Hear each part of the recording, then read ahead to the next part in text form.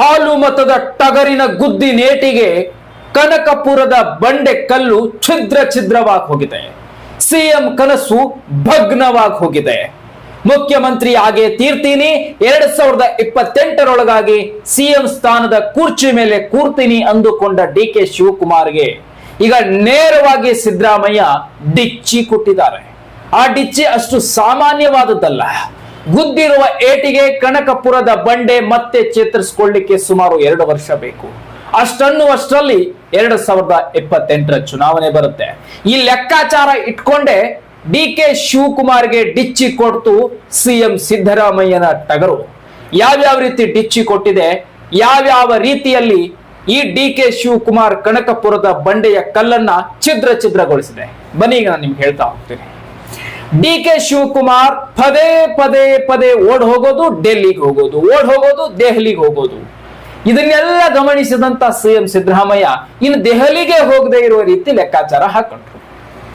ರಾಹುಲ್ ಗಾಂಧಿ ಸ್ಪಷ್ಟನೆಯನ್ನ ಕೊಟ್ಟರು ಡಿಕೆ ಶಿವಕುಮಾರ್ ಅವರಿಗೆ, ಸಿಎಂ ಬದಲಾವಣೆ ಮಾಡೋದಿಲ್ಲ, ಸ್ಪಷ್ಟವಾಗಿ ಸ್ಪಷ್ಟೀಕರಣ ಕೊಟ್ಟಿದ್ದಾರೆ. ರಾಜ್ಯದಲ್ಲಿ ಬಂದು ಎಐಸಿಸಿ ಅಧ್ಯಕ್ಷರಾಗಿರ್ತಕ್ಕಂಥ ಮಲ್ಲಿಕಾರ್ಜುನ್ ಖರ್ಗೆ ಕೂಡ ಹೇಳಿದ್ರು ಯಾವುದೇ ಸಿಎಂ ಸ್ಥಾನ ಬದಲಾವಣೆ ಆಗೋದಿಲ್ಲ ಅಂತ. ಮತ್ತೆ ಗಟ್ಟಿ ಆಯ್ತು ಟಗರಿನ ಸ್ಥಾನ. ಸೋನಿಯಾ ಗಾಂಧಿ ಕೂಡ ಡಿಕೆ ಶಿವಕುಮಾರ್ ಅವರಿಗೆ ಸ್ಪಷ್ಟೀಕರಣ ಕೊಟ್ಟಿದ್ದಾರೆ, ಸಿದ್ದರಾಮಯ್ಯನವರನ್ನ 5 ವರ್ಷಗಳ ಕಾಲ ಇಳಿಸೋದಿಲ್ಲ. ಈಗ ಡಿಕೆ ಶಿವಕುಮಾರ್ ಸಿಎಂ ಕನಸು ಸಂಪೂರ್ಣವಾಗಿ ಭಗ್ನವಾಗಿ ಬೆಂಕಿ ಹತ್ತಿ ಹೊತ್ತು ಹೋಯ್ತು. ಡಿಕೆ ಶಿವಕುಮಾರ್ ಮನಶ್ಚಂಚಲನವಾಗಿ ಕೂತ್ಕೊಂಡಿದ್ದಾರೆ. ಮೇ 15 ಅಷ್ಟರಲ್ಲಿ ನನಗೆ ತಿಳಿಸಿ, ಮುಖ್ಯಮಂತ್ರಿ ಸ್ಥಾನ ಕೊಡ್ತಿರೋ ಇಲ್ವೋ, ನಾನು ಬಿಜೆಪಿಗೆ ಹೋಗ್ತೀನಿ. 33 ಶಾಸಕರಿದ್ದಾರೆ. ಸುಮ್ಮನೆ ಊಹಾಪೋಹ ಹೇಳ್ತಾ ಇದ್ದಂತ ಡಿಕೆ ಶಿವಕುಮಾರ್ ಈಗ ಬಿಜೆಪಿಗೂ ಹೋಗಲಾಗದೆ ಕಾಂಗ್ರೆಸ್ನಲ್ಲೇ ಕೈ ಕಟ್ಟಿ ಕೂರುವ ಪರಿಸ್ಥಿತಿ ಡಿಕೆ ಶಿವಕುಮಾರ್ ಬಂದಿದೆ. ಯಾಕೆ ಬಿಜೆಪಿಗೆ ಯಾಕೆ ಹೋಗಕ್ಕಾಗ್ತಾ ಇಲ್ಲ ಮತ್ತು ಕಾಂಗ್ರೆಸ್ನಲ್ಲಿ ಕೈ ಕಟ್ಟಿ ಕೂರುವಂತಹ ಪರಿಸ್ಥಿತಿ ಡಿಕೆ ಶಿವಕುಮಾರ್ ಅವರಿಗೆ ಯಾಕೆ ಬಂತು?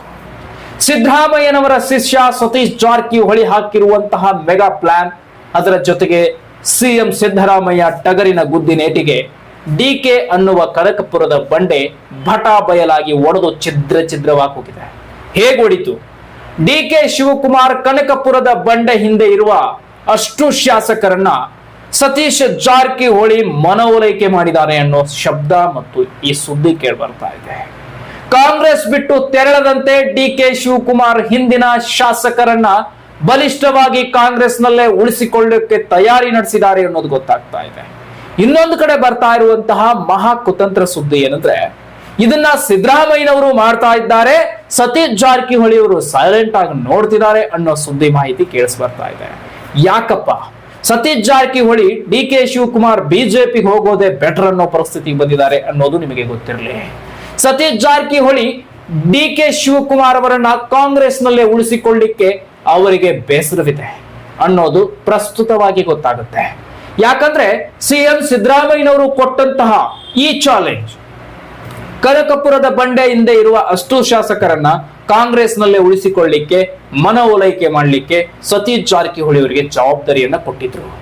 ಆದ್ರೆ ಆ ಜವಾಬ್ದಾರಿಯನ್ನ ಸತೀಶ್ ಜಾರಕಿಹೊಳಿ ವಹಿಸಿಕೊಂಡಿಲ್ಲ, ಮತ್ತದ್ರ ಜೊತೆಗೆ ಅದಕ್ಕೆ ಕಾರ್ಯ ಕೂಡ ಮಾಡಿಲ್ಲ, ಕೆಲಸ ಕೂಡ ಮಾಡಿಲ್ಲ. ಕಾರಣ ಡಿಕೆ ಶಿವಕುಮಾರ್ 33 ಶಾಸಕರನ್ನ ಬಿಜೆಪಿಗೆ ಕರೆದುಕೊಂಡು ಹೋದ್ರೆ ನೆಕ್ಸ್ಟ್ ಕಾಂಗ್ರೆಸ್ ಪಕ್ಷದಲ್ಲಿ ಬಂಡೆ ರೀತಿ ಬೆಳಗಾವಿಯ ಸಾಹುಕಾರ ಸತೀಶ್ ಜಾರಕಿಹೊಳಿ ಆ ಸ್ಥಾನಕ್ಕೆ ಬರ್ತಾರೆ. ಆಗ ಸಿದ್ದರಾಮಯ್ಯನವರ ನಂತರದಲ್ಲಿ ಸಿಎಂ ಸ್ಥಾನದ ಮೇಲೆ ಪಟ್ಟ ಅಭಿಷೇಕ ಮಾಡ್ಕೊಂಡು ಕೂತ್ಕೊಳ್ಳಿಕ್ಕೆ ಸತೀಶ್ ಜಾರಕಿಹೊಳಿ ಅವರಿಗೆ ಚಾನ್ಸ್ ಸಿಗುತ್ತೆ. ಸೊ ಅದನ್ನಿಟ್ಕೊಂಡೆ ಕನಕಪುರದ ಬಂಡೆಯನ್ನ ಕಾಂಗ್ರೆಸ್ ಪಕ್ಷದಿಂದ ಹೊರದಬ್ಬೋಕೆ ಸತೀಶ್ ಜಾರಕಿಹೊಳಿ ಕಾಯ್ತಾ ಇದ್ದಾರೆ. ಅದ್ರಗೋಸ್ಕರ ಡಿಕೆ ಶಿವಕುಮಾರ್ ಕಾಂಗ್ರೆಸ್ ಬಿಟ್ಟು ಹೋಗೋದಕ್ಕೆ ಹಿಂದೆ ಮುಂದೆ ನೋಡೋ ಪರಿಸ್ಥಿತಿ ಬಂದಿದೆ. ಕಾಂಗ್ರೆಸ್ ಪಕ್ಷ ಬಿಟ್ಟು ಬಿಜೆಪಿಗೆ ಜಂಪ್ ಆದ್ರೆ ಡಿಕೆ ಶಿವಕುಮಾರ್ ಬಿಜೆಪಿಯಿಂದ ಏನೋ ಮುಖ್ಯಮಂತ್ರಿ ಆಗ್ತಾರೆ. ಆದ್ರೂ ಎಷ್ಟು ದಿವಸ, ಆದ್ರೆ ಎಷ್ಟು ವರ್ಷ ಅದ ಅನ್ನುವಷ್ಟರಲ್ಲೇ BSY ಯಡಿಯೂರಪ್ಪನವರು ಸುಮ್ಮನೆ ಕೊರೋದಿಲ್ಲ. ತನ್ನ ಮಗ BSY ವಿಜಯೇಂದ್ರನನ್ನ ಮುಖ್ಯಮಂತ್ರಿ ಮಾಡಕ್ಕೆ ಮುಂದಾಗ್ತಾರೆ. ಆಗ ಡಿಕೆ ಶಿವಕುಮಾರ್ ಮತ್ತೆ ಕುಲ್ಲ ಅಂದ್ರೆ ಎಂಟಿ ಅಂದ್ರೆ ಖಾಲಿ ಉಳ್ಕೊಂಡು ಬಿಡ್ತಾರೆ. ಸೊ ಹಾಗಾಗಿ ಡಿ ಕೆ ಶಿವಕುಮಾರ್ ಲೆಕ್ಕಾಚಾರ ಬಲಿಷ್ಠವಾಗಿ ತಿಳ್ಕೊಳ್ಬೇಕಾಗಿದೆ.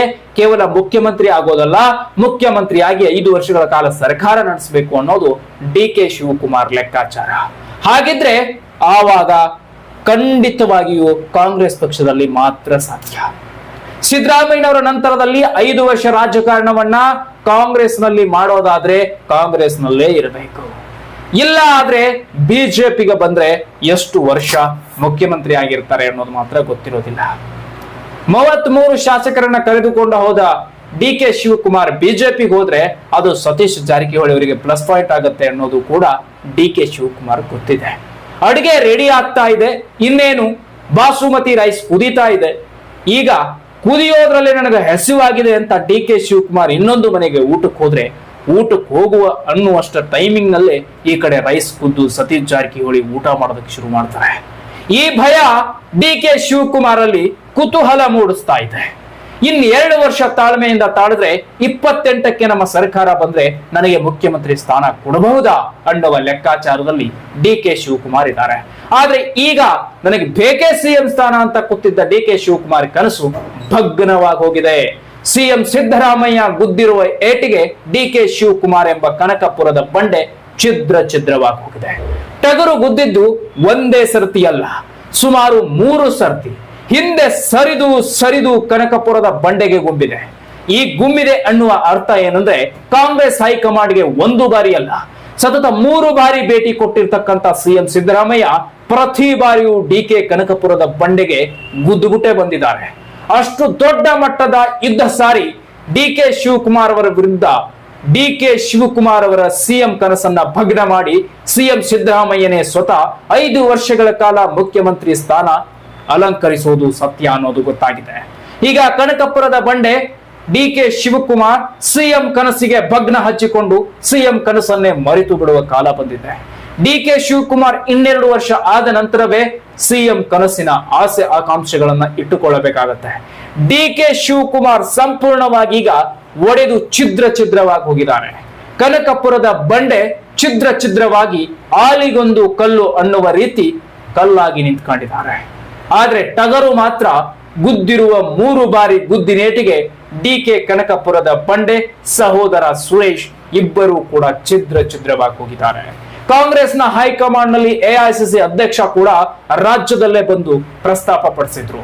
ಈಗ ಯಾವುದೇ ಕಾಂಗ್ರೆಸ್ ಪಕ್ಷದಲ್ಲಿ ಸಿಎಂ ಬದಲಾವಣೆ ಇಲ್ಲ ಅನ್ನೋದನ್ನ ಬಹಳ ಸಮೃದ್ಧಿಯಾಗಿ ಸ್ಪಷ್ಟನೆಯನ್ನ ನೀಡಿದ್ರು. ಅದಕ್ಕೆ ಡಿ ಕೆ ಶಿವಕುಮಾರ್ ಕೂಡ ಟಾಂಗ್ ಕೊಟ್ಟಿದ್ರು. ಬದಲಾವಣೆ ಆಗದೆ ಹೇಗಿರುತ್ತೆ, ಕಾಲ ಬರುತ್ತೆ ಅಂತ ಒಂದು ಮಾತನ್ನ ಹೇಳಿದ್ರು. ಆ ಕಾಲ 2028ರಲ್ಲಿ ಬರಲಿ ಅಂತ ಡಿ ಕೆ ನಂಬಿಕೊಂಡಿದ್ದಾರೆ. ಆದ್ರೆ 2028ಕ್ಕೂ ಕೂಡ ಕಾಂಗ್ರೆಸ್ ಅಧಿಕಾರಕ್ಕೆ ಬರುತ್ತೆ ಅಂತ ಯಾರು ಬಲ್ಲವರು? ನಮ್ಮ ರಾಜ್ಯದಲ್ಲಿ 2 ರೀತಿಯಾದಂತಹ ಜನರಿದ್ದಾರೆ. ಒಂದು 5 ವರ್ಷ ಕೊಟ್ಟಂತಹ ಸರ್ಕಾರ ಇನ್ನೊಂದು ವರ್ಷಕ್ಕೆ ತರೋದಿಲ್ಲ. ನಮ್ಮಲ್ಲಿ ರಾಜಕೀಯ ಹೇಗಿದೆ, ನಮ್ಮ ರಾಜ್ಯದ ರಾಜಕೀಯ ವಾತಾವರಣದಲ್ಲಿ ಇರುವ ಅಡಿಗಲ್ಲು ಹೇಗಿದೆ ಅಂದ್ರೆ 5 ವರ್ಷ ಕಾಂಗ್ರೆಸ್ ಅಧಿಕಾರ ಮಾಡಿದ್ರೆ ಇನ್ನು 5 ವರ್ಷ ಬಿಜೆಪಿ ಮಾಡುತ್ತೆ. ಬಿಜೆಪಿ ಕಾಂಗ್ರೆಸ್ 4 ವರ್ಷ ಅಧಿಕಾರ ಮಾಡುವಷ್ಟರಲ್ಲಿ ಮಧ್ಯದಲ್ಲಿ ಜೆಡಿಎಸ್ ಕೂಡ 1 ಬಾರಿ ಬಂದು ಹೋಗುತ್ತೆ.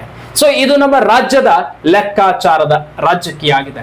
ಹೀಗಿರುವಾಗ 28ಕ್ಕೂ ಕೂಡ ನಾವೇ ಅನ್ನುವ ಕಾಂಗ್ರೆಸ್ ಪಕ್ಷದ ಹಿತದೃಷ್ಟಿ ಎಷ್ಟರ ಮಟ್ಟಿಗಿರಲಿದೆ ಮತ್ತು ಅದು ಓವರ್ ಕಾನ್ಫಿಡೆನ್ಸ್ ಇಂದ ಕಾಂಗ್ರೆಸ್ ನೆಲ ಕಚ್ಚುತ್ತೆ ಅನ್ನೋ ಎಲ್ಲಾ ಲೆಕ್ಕಾಚಾರಗಳು ಕೂಡ ಸಿಗ್ತಾ ಇದೆ. ಅದು ಡಿ ಕೆ ಶಿವಕುಮಾರ್ ಅವರ ತಲೆಯಲ್ಲೂ ಕೂಡ ಬಹಳ ಬಲಿಷ್ಠವಾಗಿ ಕಾಣಿಸ್ಕೊಳ್ತಾ ಇದೆ. ಅದಕ್ಕಾಗಿಯೇ ಡಿ ಕೆ ಶಿವಕುಮಾರ್ ಮೇ 15ಕ್ಕೆ ನನಗೆ ಸಿಎಂ ಸ್ಥಾನ ಬೇಕು ಅಂತ ಪಟ್ಟು ಹಿಡಿದಿದ್ರು. ಆದ್ರೆ ಟಗರು ಗುದ್ದಿರುವ ಗುದ್ದಿನೇಟಿಗೆ ಡಿ ಕೆ ಕನಕಪುರದ ಬಂಡೆ ಛಿದ್ರವಾಗಿ ಬಾಯಿ ಮುಚ್ಚಿಕೊಂಡು ಕೂರುವ ಪರಿಸ್ಥಿತಿ ಡಿ ಕೆ ಶಿವಕುಮಾರ್ ಅವರಿಗೆ ಬಂದಿದೆ.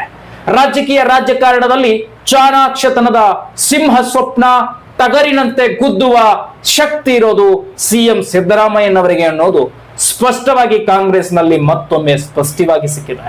ಸೊ ಕಾಂಗ್ರೆಸ್ ಪಕ್ಷಕ್ಕೆ ಸಿದ್ದರಾಮಯ್ಯ ಅನಿವಾರ್ಯ ಅನ್ನೋದು ಕೂಡ ಪಕ್ಷದ ಹೈಕಮಾಂಡ್ ವರಿಷ್ಠರಿಗೆ ಗೊತ್ತಾಗಿದೆ.